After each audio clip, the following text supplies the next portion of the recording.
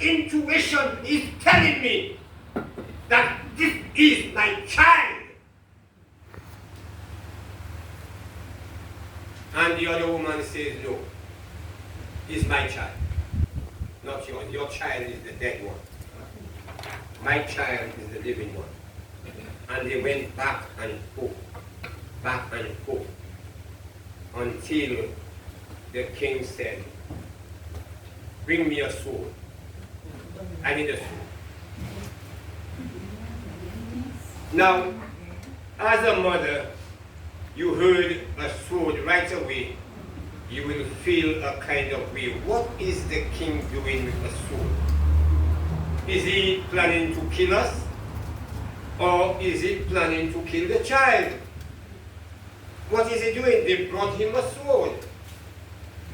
And the king said, well, cut the child in half. Give this mother half and give the other mother half. Now, what does half a child? What will it do?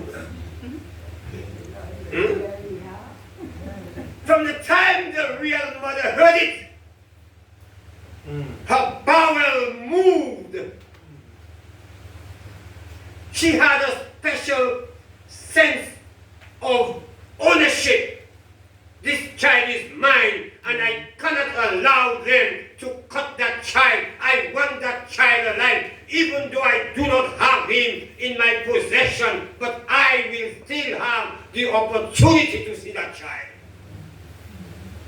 Grow up. Amen. Bonds. Don't kill it. Don't kill it. She had bonds. Spare his life, because as long as he's alive, I have hope.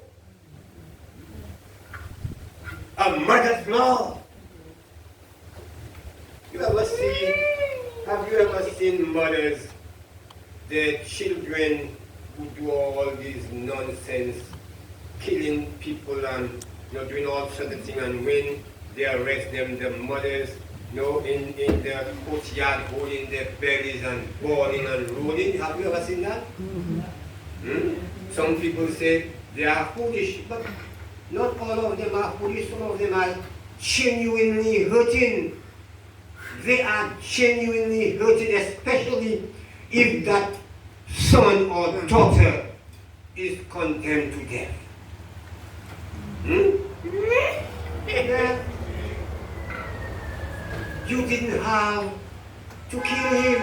You didn't have. You saw on Facebook the father. That's why I tell you some fathers, just like some mothers. You see them on Facebook. The police that shot the 18 years or 17 years boy, and the father after he watched the video, he went out and run over a police that was directing traffic and killed him. Immediate revenge, because they killed his son. Now they said the son was in a stolen car and he had a gun. But it seemed as though the video showed that the son was running from the police, and people say even though he had a gun, he had dropped the gun, or he had no gun at all, but the police shot him and killed him. So the father took his car. They said the father was so distraught that they told him leave the car in the police station, and somebody drove him home. But throughout the night, he went back to the police station and got the car. And they had a police directing some traffic, and he killed him. But that's how parents feel about the children. And as I said, sometimes the children are doing, havoc in the community. But parents just love the children, especially mothers. Especially mothers. The fathers will take a stand, but the mothers. Someone told me that, a lady told me that why the father gave up on the son was because when he was young, the father and the mother decided to take something from him because he was misbehaving, and for a period of time. But the mother thought it was too long. She went and gave the child back. And the father said, I wash my hand. I wash my hand. But mothers have a special love for their children. And that mother's bowel moved with compassion. And she said, no, give the child to her. Let her go ahead. Because the odds are that I might see my son again. And when my son is grown, he might understand that I am his mother. And what I am saying to you this morning, sometimes children are taken from their parents, but somehow, at some point in life, that child will know that you are not his parents. And they are in search of their parents. That's true. DNA will prove it. Yeah. So she had hope, but if you kill him, my hope is shattered. I will have nothing to hold on. I'd rather hold on a straw than hold on nothing. So King Solomon said, give her the child. The child is hers.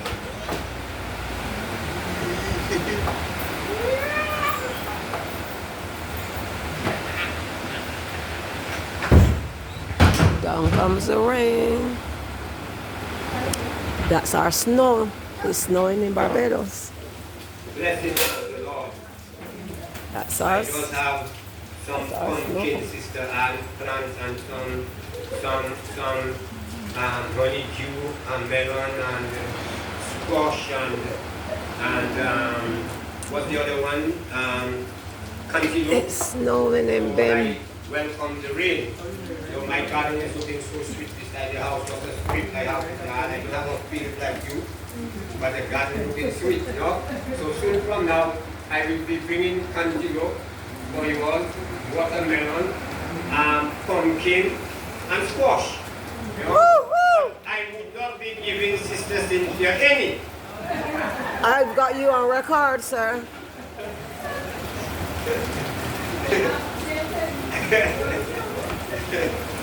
Yes, so let us say Why are you picking on me? the love of a mother, she was caring.